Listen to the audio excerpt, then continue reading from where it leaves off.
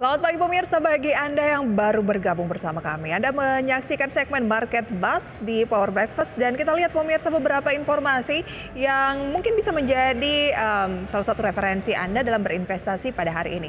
Bursa Efek Indonesia resmi menghapus pencatatan ataupun delisting saham PT Tunas Ridean Tbk dengan kode saham TURI, emiten distributor otomotif ini setelah melantai ataupun berada di Bursa Efek Indonesia 28 tahun lamanya. Jadi perusahaan terbuka ya.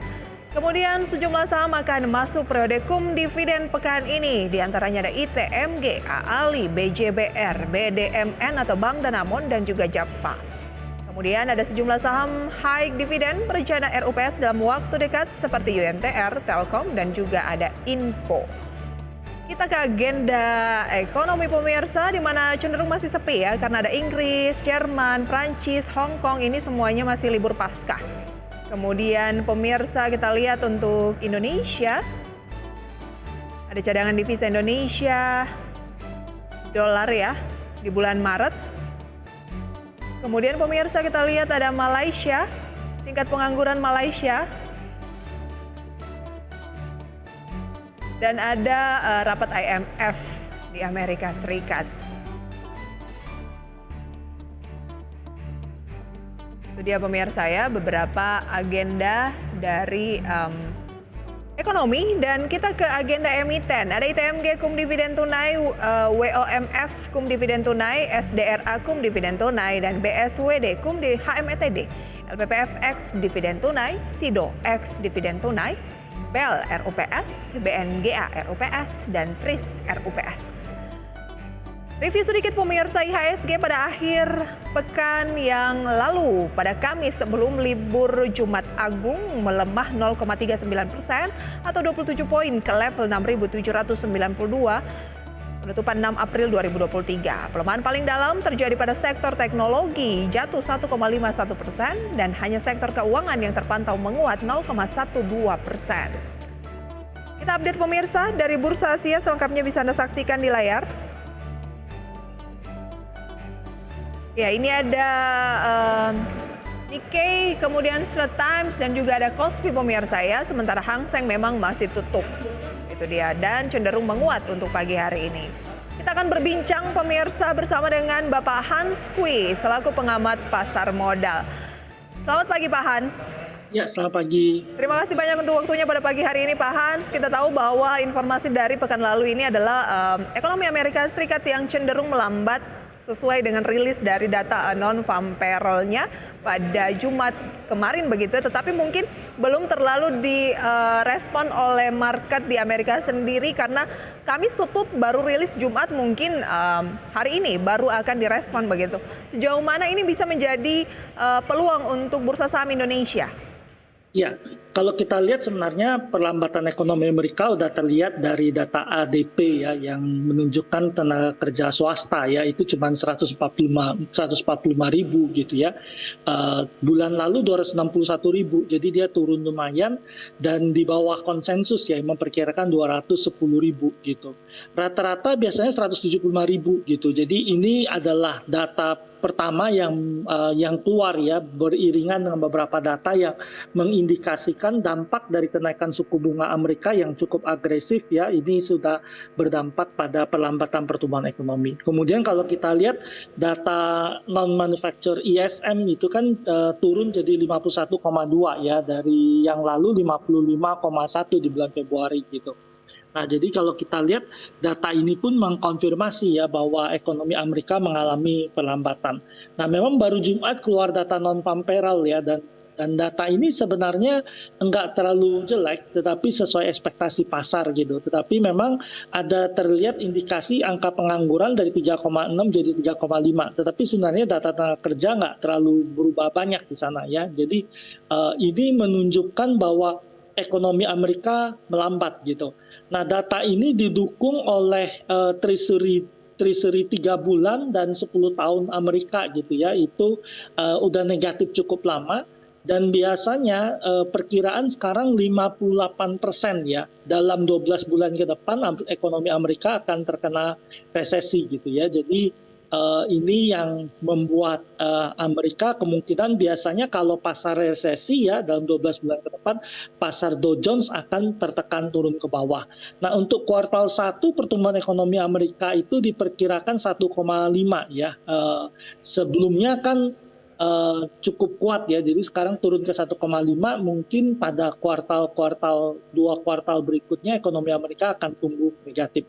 Ya dampaknya Amerika akan tertekan, tetapi ada yang menarik bahwa ada kelihatan dana itu bergerak ke pasar Indonesia ya, terutama pasar obligasi ya. Jadi dari indikasi bahwa ekonomi Amerika akan resesi gitu ya, dana itu mulai bergerak lagi ke emerging market gitu ya yang masih tumbuh cukup solid. Memang selama ini kalau ekonomi global resesi mereka balik ke safe haven US dollar gitu. Tapi sekarang karena likuiditas cukup longgar, sepertinya mereka juga bergerak ke pasar Indonesia ya. Jadi kita akan ada diuntungkan ya dalam kasus resesi yang menimpa Amerika ini. Kita diuntungkan dengan resesi yang dialami oleh Amerika Serikat. Net foreign buy kita selama year to date atau dari awal tahun sampai dengan saat ini masih tercatat 5,14 triliun rupiah. Satu minggu terakhir juga 2,22 triliun rupiah, yang artinya memang asing masih membukukan pembelian di pasar domestik kita begitu ya. Rekomendasinya kalau demikian artinya resesi Amerika ternyata membuat para investor asing ini justru ke emerging market seperti Indonesia khususnya obligasi. Kalau dari pasar saham rekomendasinya seperti apa Pak Han? Saham-saham mana yang layak dicermati dengan peluang ini? Ya, memang kalau kita lihat sepanjang beberapa tahun terakhir ya, kalau menjelang pemilu, ekonomi Indonesia itu selalu tumbuh cukup positif ya menjelang pemilu gitu. Dan jarang mengalami tekanan turun gitu. Nah, sektor yang banyak diuntungkan memang kalau kita lihat biasanya consumer good ya di jalan periode-periode pemilu gitu ya, itu lebih positif posisinya. Nah, selain itu memang beberapa emiten yang dividennya besar itu cukup diburu oleh pelaku pasar, dan biasanya yang jadi backbone pergerakan pasar Indonesia itu ya masih sebagian besar adalah emiten BUMN besar dan perbankan ya besar gitu ya. Itu yang jadi pilihan kita dalam periode seperti ini. Oke, kita lihat data grafis dari saham pilihan Pak Hans Kueh berikut ini pemirsa di antaranya. Ada saham Gudang Garam direkomendasikan buy, kemudian HMSP juga buy, MAPI buy, dan juga ada Adaro pemirsa ya, saham-saham yang direkomendasikan buy. Dengan support maupun juga resisten dapat Anda saksikan di layar. Gudang Garam 24.750 dan resisten di 27.100, HMSP di 1.005. Resisten 1.650, MAPI 1.340, resisten di 1.680, Adaro 2.800, resisten di 3.120. Oke, Pak Hans, seberapa menarik Gudang Garam? Ya, memang kalau kita lihat sebelumnya memang harga saham ini tertekan koreksi sangat dalam ya. Waktu itu memang orang khawatir dengan kenaikan cukai, tapi penurunan itu menyebabkan valuasi perusahaan dinilai terlalu murah ya, jadi harga sahamnya mulai rebound lagi naik ke atas. Tadi periode sideways ini kita lihat bagus untuk akumulasi beli ya untuk Gudang Garam. Biasanya tahun pemilu juga penjualan rokok selalu bergerak naik ke atas ya, jadi kita rekomendasikan akumulasi beli ya 24.750 sampai dengan 25.950. Cut loss di bawah 24.250, target kita 27 sampai 27.550.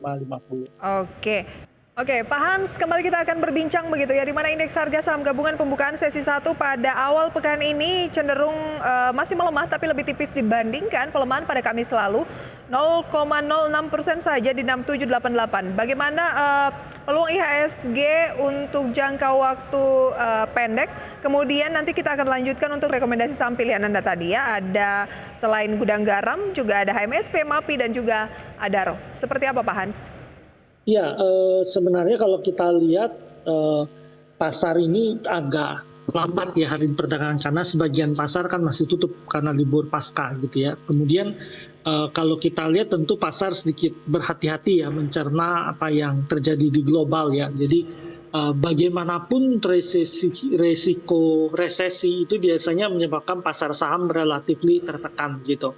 Nah, pada nanti sesudah itu baru dilihat gitu ya, apakah dampak dari resesi Amerika itu nanti dana itu akan pindah nggak ke pasar kita. Memang ada indikasi awal dananya bergerak pindah ke pasar kita, tapi secara umum mungkin di jangka pendek pasar kita cenderung agak sideways, cenderung bergerak menguat gitu posisinya. Oke, cenderung akan menguat tapi agak sideways begitu ya. Kita ke saham pilihan selain tadi ada Gudang Garam, kita ke Adaro terlebih dahulu. Semenarik apa Adaro? Singkat saja Pak Hans. Ya, Adaro sebenarnya kalau kita lihat udah bergerak naik cukup tinggi ya. Jadi saya sell on strength dulu ya di 3.3120. Nanti buyback di 2890 ya, area-area kita beli kembali untuk saham Adaro gitu. Memang pergerakannya cenderung naik ya saat ini Adaro. Oke, berarti sell on strength dulu untuk Adaro gitu ya? Ya, betul. Baik, MAPI bagaimana Pak Hans? Ya, MAPI sendiri biasanya kalau di menjelang Lebaran tentu penjualannya harusnya lumayan bagus ya. Jadi setelah pelemahan yang cukup banyak, kita rekomendasi beli ya di 1.340 sampai 1.430, cut loss di bawah 1.300, target kita 1.480 sampai 1.560 ya untuk MAPI. Oke, HMSP tadi selain Gudang Garam ternyata juga ada HMSP ya? Ya, HMSP ceritanya mirip dengan Gudang Garam ya. Jadi pelemahan ini kita bisa akumulasi beli di 1.005 sampai 1.065 gitu ya. Cut loss di bawah 985, target kita 1.110 sampai 1.235 ya untuk HMSP. Jadi memang kalau kita lihat consumer dan retail ini cukup diuntungkan ya pada periode menjelang Lebaran ya. Oke. Kemudian yang tidak masuk dalam grafis tadi adalah Pakuwon atau Paiwon. Semenarik apa Paiwon? Tapi Anda bilang ini di data saya adalah sell on strength juga ya, sama seperti Adaro. Ya, memang kalau kita lihat Pakuwon juga udah bergerak naik lumayan banyak gitu ya. Jadi kita sell on strength di 478 sampai 464 ya. Nanti kita beli lagi di 436 sampai 445 ya. Karena udah pergerakan naik dalam 2 minggu terakhir cukup tinggi ya untuk Pakuwon. Oke, itu dia rekomendasi untuk sekitar 5 saham pilihan. Gudang Garam buy, HMSP buy, MAPI buy, Adaro sell on strength, Pakuwon sell on strength. Lantas Pak Hans, kalau untuk berinvestasi medium to long, strateginya seperti apa dan menanggapi beberapa aksi seperti kum dividen, kemudian masih banyak RUPS yang akan berlangsung khususnya dari saham-saham yang high dividen. Seperti apa sebelum kita tutup nih Pak Hans? Ya, biasanya kalau terkait dividen ya, memang kalau perusahaan bisa bayarin dividen, ini indikasi awal bahwa memang kinerja mereka bagus ya. Jadi dia menghasilkan cukup cash flow yang besar ya, sehingga dia bisa membayarkan dividen gitu. Nah, kemudian kalau kita mau lihat, biasanya kalau kita mau beli dividen untuk saham-saham yang high dividen gitu, biasanya kita harus beli 2 minggu atau 1 bulan sebelumnya gitu ya. Jadi jangan sampai harganya udah naik cukup tinggi baru kita melakukan pembelian. Oke, berarti kalau baru mau masuk seperti UNTR, Telkom, Inco yang belum RUPS begitu ya, udah agak telat sekarang ini. Ya, kalau kita contohkan ITMJ ya, jadi kalau kita lihat sempat di awal tahun kan harganya turun ke 35 gitu ya, 34 sekian gitu. Tapi sekarang udah di 41.000 gitu. Nanti kalau waktu dia dividen 6.000, harganya akan turun ya ke 35-an lagi gitu. Jadi sebenarnya kalau kita beli sekarang ya sebenarnya kita nggak bisa dapetin untung lumayan gitu. Tapi biasanya menjelang dividen itu di awal-awal tahun kalau ada sahamnya koreksi waktu itu kita beli ya. Kalau berarti kita harusnya awal tahun melakukan pembelian kalau mau memanfaatkan peluang dividen, begitu ya Pak Hans ya? Ya, rata-rata yang dividen diperkirakan besar udah bergerak naik ya. Seperti tadi kalau kita lihat Telkom udah bergerak naik duluan. Bergerak naik duluan ya. Oke, Pak Hans, resisten IHSG di posisi berapa? Ya, kalau kita lihat indeks sendiri hari ini ya memang kalau kita lihat dia akan coba tembus 68 ya sebagai resisten gitu. Jadi kalau bisa tembus level tersebut mungkin dia akan bergerak di level 6.900 ya.